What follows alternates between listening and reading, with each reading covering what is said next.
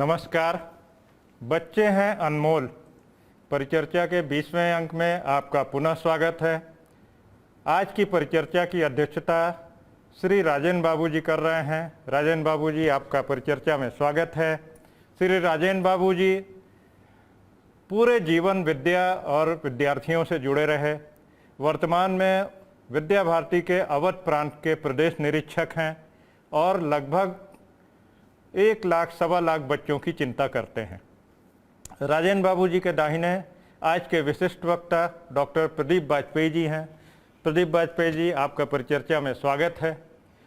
श्री प्रदीप वाजपेयी जी ने अध्ययन अध्यापन को जीवन का लक्ष्य रखा और वर्तमान में AKTU का सबसे बड़ा जो इंजीनियरिंग कॉलेज है IIT, उसके रजिस्ट्रार हैं और हजारों विद्यार्थियों की चिंता करना इनके जीवन का दैनिक कार्य है। डॉक्टर प्रदीप वाजपेयी जी के दाहिने डॉक्टर GP सिंह जी हैं। डॉक्टर साहब, आपका परिचर्चा में स्वागत है।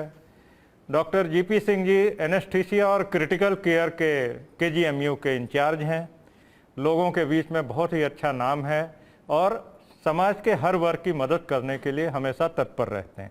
डॉक्टर साहब, अभिभावकों का प्रश्न है कि क्या तीसरी लहर आएगी तो क्या बच्चे ज़्यादा संक्रमित होंगे, और अगर बच्चे संक्रमित होंगे तो उनकी कैसे देखभाल की जाए, इस पे मार्गदर्शन करने की कृपा करें। नमस्कार।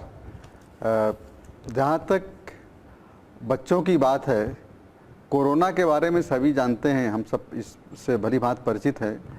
ये कि एक संक्रमण है और इससे पूरा विश्व युद्ध कर रहा है। पूरा विश्व युद्ध से भी ऊपर उभर नहीं पाया है। दूसरी बात है, बच्चों के जो मास्क होता है वो छोटे साइज़ का होता है। बड़े साइज़ के मास्क लगा देंगे तो उससे कुछ उसका भला नहीं होगा, इसलिए छोटे साइज़ के मास्क जो आते हैं उसको लगाइए और टाइट फिटिंग हो। 2 वर्ष के बच्चों के मास्क लगाने की अभी गाइडलाइन आ गई, उनको आवश्यकता नहीं है 2 वर्ष के से कम उम्र के बच्चों को। लेकिन इस बात का विशेष ध्यान रखें कि बच्चे जो है भीड़ भाड़ की जगह पर न जाएँ।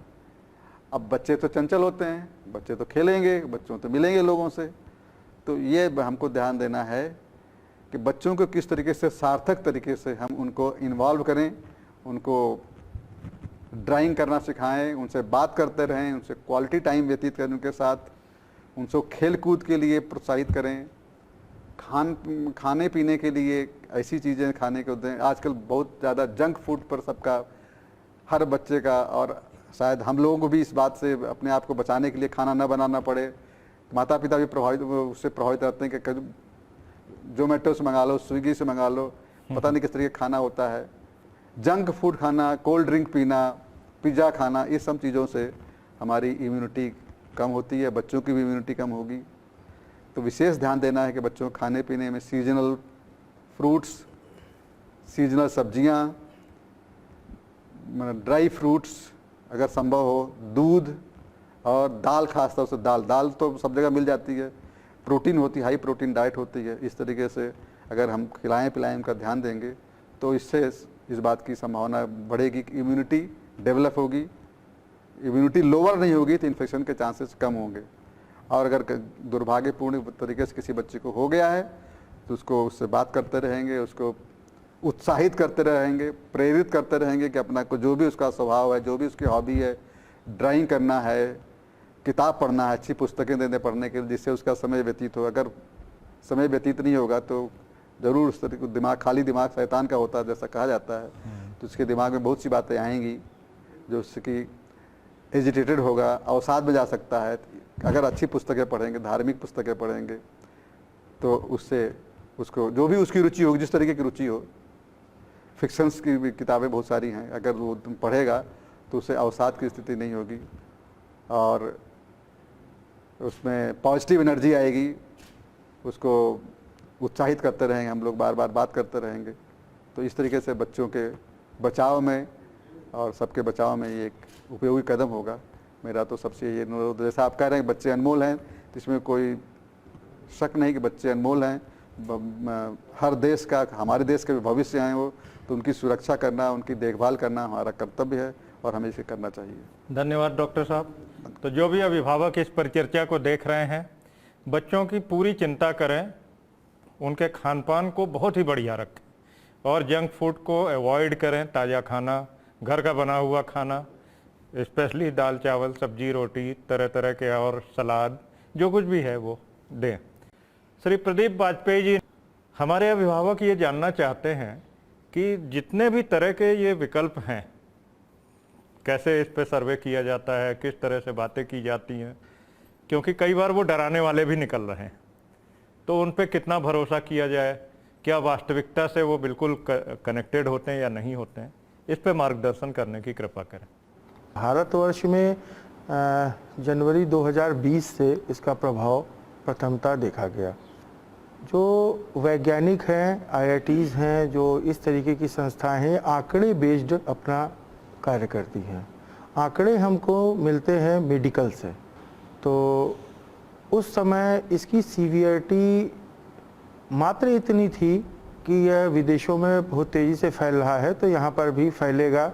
और हम लोगों की नज़र इस बात पे थी कि वहाँ पर सर्दी का मौसम है, वहाँ पर विशेष मौसम है, इस कारण से ये फैल रहा है। हमारे देश में सभी प्रकार के मौसम होते हैं और ये हमारी इम्यूनिटी इसलिए भी और भी मजबूत होती है क्योंकि हमारा शरीर बहुत सारे मौसम को बर्दाश्त करता है और हमारी इम्यूनिटी मजबूत है, इसलिए हमारे ऊपर उतना असर इसका नहीं होगा।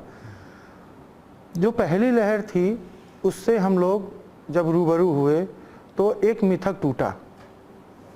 मिथक ये टूटा कि संख्या बढ़ी, जिस तरीके से उम्मीद की जा रही थी उससे कहीं ज़्यादा स्पीडली वो आगे बढ़ा। और इसमें कोई दो राय नहीं है कि जो पहला प्रहार था उसमें मात्र 2% बच्चे ही संक्रमित हुए। 2% की संख्या बहुत ज़्यादा नहीं थी, तो ये माना गया कि 19 साल के बच्चे हैं और 2% में भी अगर निकाला जाए तो हायर साइड में जो छोटे बच्चे रहे और 19 साल मतलब 10 से 19 के बीच में जो बच्चे थे वो उतना ज़्यादा संक्रमित नहीं हुए। बच्चों के पॉइंट ऑफ व्यू से आए, क्योंकि 18 वर्ष से ऊपर लगभग सभी लोगों को टीकाकरण हो चुका है। भाई 50 करोड़ की संख्या अगर हम लोग पहुंचा रहे हैं तो इसमें कोई दो राय नहीं है कि बहुत ही अच्छा प्रयास हुआ है डॉक्टर्स द्वारा, वैज्ञानिकों द्वारा और जो भी प्रशासन में जुड़े लोग हैं उन सब के द्वारा, कि इतना बड़ा अचीवमेंट कमजोर अचीवमेंट नहीं है। तो उस तरीके के खतरा तो नहीं है कि हम डैमेज बहुत कुछ कर देंगे, लेकिन अब वास्तव में हमारा जो सबसे अनमोल चीज है, हमारा देश का जो भविष्य है, वो अब खतरे में है। हमने मार्गदर्शक मंडल को तो बिल्कुल सुरक्षित कर लिया, लेकिन वो जिसको मार्गदर्शित करेंगे, जिसका मार्ग प्रशस्त करेंगे, वो खतरे में है। लेकिन डरने की बात नहीं है, परेशान होने की बात नहीं है। हम लोगों को अब वास्तव में उनका मार्गदर्शक बनना पड़ेगा। राजन बाबू जी, कोरोना काल में जो सबसे बड़ी आपदा आई, आधी आबादी जिसे हम बोलते हैं, विद्या भारती की भाषा में मातृ शक्ति का संकट एक अलग तरीके से आया। तो इस व्यवस्था को, इस परिस्थिति को, ये जो आपदा काल चल रहा है, इसमें आप उन महिलाओं का, उन बहनों का, उन बेटियों का कैसे मार्गदर्शन करेंगे? ये जो कोविड की पहली लहर और दूसरी लहर और तीसरी लहर की चर्चा हो रही है, तो इस बीच में ये सारा सामने भयावह दृष्टि आई, जो सामने आया, जो विद्यालय बंद हो गए, ऑफिसेज बंद हो गए, ऐसा मानो कि पूरा विश्व समेट करके कमरे में आ गया, घर के अंदर आ गया, ऐसी परिस्थिति बन गई। वह पथ क्या, पथिक कुशलता क्या, जिस पथ पर बिखरे सूल ना हो, नाविक की धैर्य परीक्षा क्या। जो धैर्य शब्द है ना, नाविक की धैर्य परीक्षा क्या, जब धाराएं प्रतिकूल ना हो। ऐसी विषम परिस्थितियों में जो हमारे घर में माताएं बहनें हैं, जिनके ऊपर कई प्रकार की जिम्मेदारी आ गई।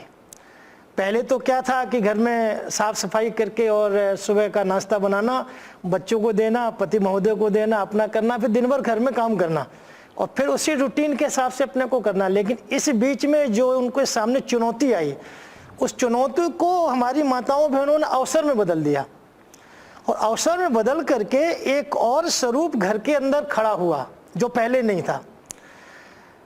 ये खड़ा हुआ कि जो भी घर का काम था, घर के जितने भी सदस्य हैं, उन सदस्यों ने सबने सबको मिलकर के साथ हाथ से हाथ बटा करके और काम में सहयोग किया। सुबह से लेकर के सायंकाल तक की जो दिन भर की दिनचर्या है, तो उस दिनचर्या को सिस्टमेटिक किया। सुबह जगना है तो कितने बजे जगना है, जगने के बाद क्या काम करना है, फिर कौन क्या काम करेगा। हम भी उसी बीच में घर में रहे, तो मेरी श्रीमती जी ने भी कहा कि देखो भाई सब्जी बननी है तो आपको सब्जी काटनी है, आज घर वो आने वाली नहीं है, झाड़ू पोछा करने वाली नहीं है, तो ठीक है हम झाड़ू लगाते हैं, आप पोछा लगाओ। बच्चे जो हैं, जो बेटियां हैं, जो बेटे, उन्होंने भी बिना कहे जब हम खुद करते हैं तो फिर हमारे जो बच्चे वो हमको देख करके हमारा अनुसरण करते हैं।